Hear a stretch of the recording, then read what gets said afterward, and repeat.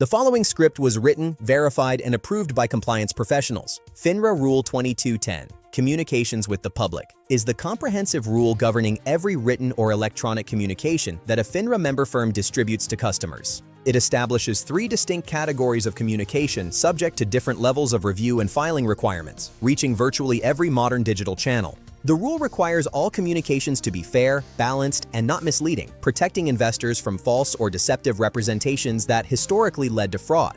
The foundational structure of Rule 2210 divides all member firm communications into 3 categories: retail communications, institutional communications, and correspondence. A retail communication is distributed to more than 25 retail investors within any 30 calendar day period.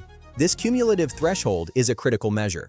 This includes any individual investor not classified as institutional. Any distribution reaching 30 distinct retail investors in a month triggers this heavy regulatory category. Institutional communications are sent exclusively to banks, insurance companies, or entities like employee benefit plans with at least $50 million in assets. Because these investors are presumed to possess financial sophistication, these communications are subject to a lighter framework than retail materials. Correspondence covers communications sent to 25 or fewer retail investors within a 30-day window, typically individual customer letters or emails. Each category carries different regulatory burdens, from mandatory principal pre-approval for retail materials to risk-based sampling and oversight for individual correspondence. Principal approval is the primary protective mechanism for retail communications. A registered principal must review and approve these materials before their first use. The principal must be appropriately qualified for the specific product, such as a Series 24 for general securities or a specialized options principal.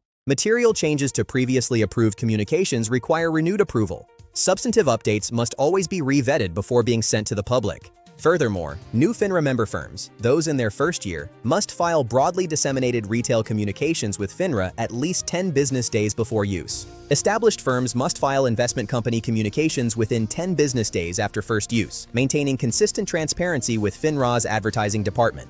These standards apply across all digital channels, including social media, websites, and text messages, ensuring consistent investor protection regardless of the platform used. Supervisory controls require firms to maintain rigorous record-keeping for all communications, including the identity of the approving principal and all supporting data. This archive must include approval dates and any performance rankings or statistical data used. Correspondence must be preserved and reviewed under a risk-based program. Records must be maintained in a non-rewritable, non-erasable format per SEC Exchange Act Rule 17-4 for the specified retention periods required by law. This accountability trail allows regulators to verify that the firm's communications are conducted with proper oversight, protecting both the firm and the investor. For candidates preparing for the Series 7 or Series 65 examinations, mastering these filing and review cycles is essential for demonstrating regulatory proficiency in professional practice. In summary, Rule 2210 ensures that all financial communications are fair, balanced, and technically accurate, regardless of whether the medium is traditional or digital. Knowledge gets you qualified. Visibility gets you hired. Explore financialregulationcourses.com for professional memberships that combine verified profiles and QR code resumes. Access intelligent career tools designed to help ambitious finance professionals stand out long before the interview begins. Visit www.financialregulationcourses.com today.